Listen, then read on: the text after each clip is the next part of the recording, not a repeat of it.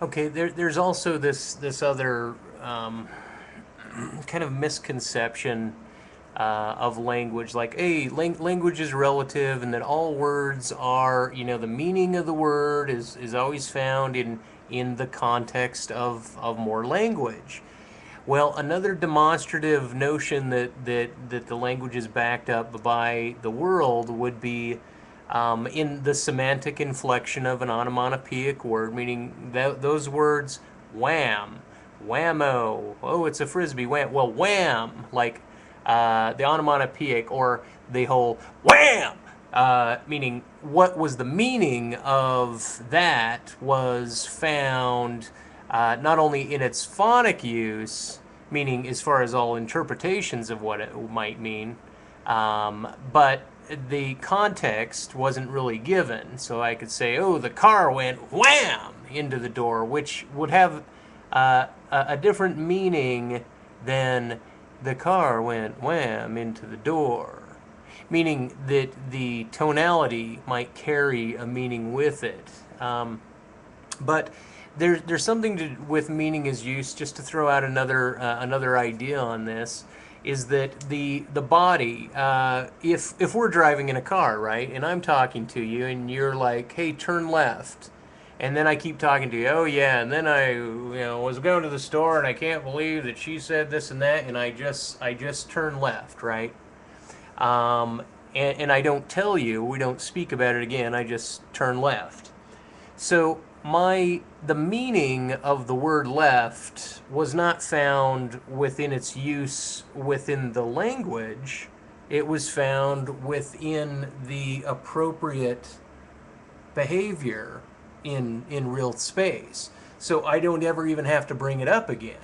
As a matter of fact, when I'm learning to drive and I'm thinking about something, I'm I'm just kind of following along the lines, and I'll go from point A to point B and go over here, and I won't even think, oh, I need to turn left, and think I need to turn left. My body just turns left. It knows how to follow the rule. My body does.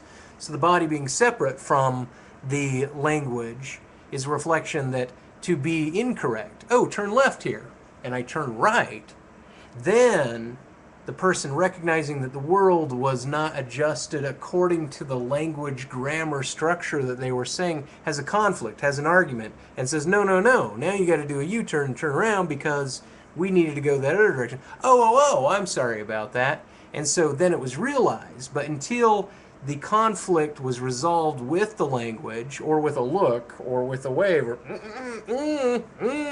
go back with non-articulation to the other way, then the physiology, once again, and the perspective within the world, what we call the world, the sensual, actual, physical world, is reoriented.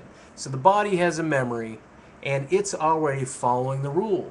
So when the mother is pulling back and going, here, look, the ball's behind me, and the baby's like, oh, hey, bring me the ball, or give me the ball, or reaching out to it, and then it starts to giggle as it gets closer, it's like this becomes a rule in itself. No, go there. No, go there. Well, the animals don't follow this rule, but humans can follow this rule. They can even follow just the pointing because they're relating or empathizing, which is another grammatical game that with what somebody's doing. And so the whole idea here is that the meaning that a word is not just relative to the rest of the language, and there's nothing outside of it. The world itself, the physiology of the being, as well as the world, needs to be intact when you're speaking with humans. Now, a computer, I could die, and then nothing in my head at the time that you're watching this video would matter whatsoever. As a matter of fact, I'll be at the store or something. I'll be somewhere else by the time you guys watch this. So regardless of what it is I'm thinking or what it is I'm considering now, has nothing to do with the fact that you understand this. So there is the grammar, that is the phonic that I'm using, and you're picking all of that up.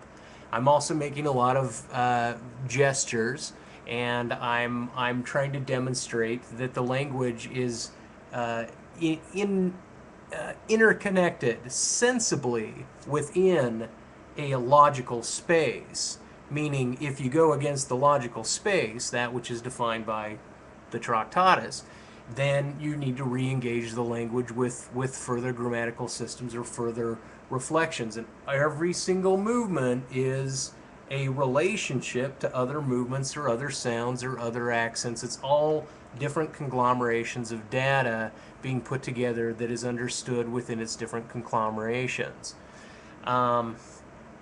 So that's my point there. I wanted to give another idea of an exception to the meaning of a word is its use within the language. Now, the next topic in this one is machinery. We make metaphor to machines all the time, meaning we assume that people will understand how it is a dance is choreographed, or what it is to have a sing-along. Like if I just started singing, row, row, row your boat, row, row, row your boat, gently down the stream, gently down the stream. You might not know to come in with the third one because you don't know the game, you don't know the mechanism.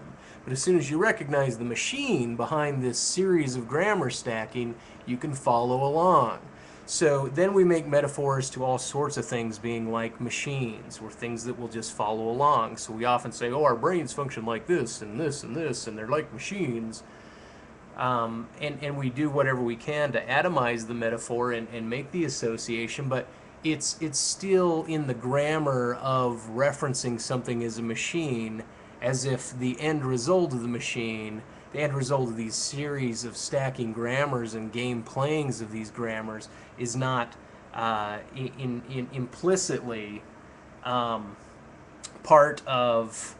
Now I'm going to screw this up because I'm losing my train of thought, but the whole idea of mentioning something metaphoristic to a machine is like the mind. The metaphor breaks down, and people can always gear the mechanics of what it means to follow the machine. It'd be like a Salvador Dali clock finally breaking itself down, where the row, row, row your boat, knowing your aspect blind to the idea that we need the pitch up here and we need the speed up here to row, row, row your boat, row, row, row your boat. It's like if someone's not playing it rightly, but they assume that they're playing it rightly.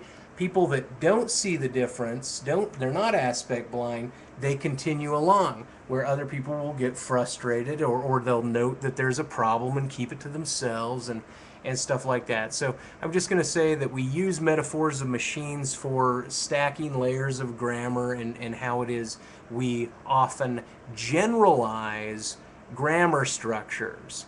And to generalize is very important, and so that's next.